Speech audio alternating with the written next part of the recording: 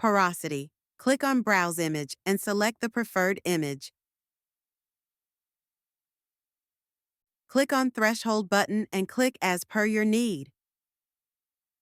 To get shrinkage, click on Shrinkage and then click on Compute button. Then click Result.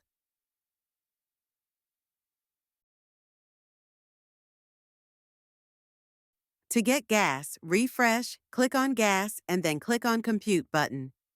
Green color shown is gas and red is shrinkage. To get shrinkage plus gas, refresh, click on Shrinkage plus gas, and then click on Compute button. You can change the shrinkage and gas by right-clicking on the pour. Click on Cancel to remove the selection.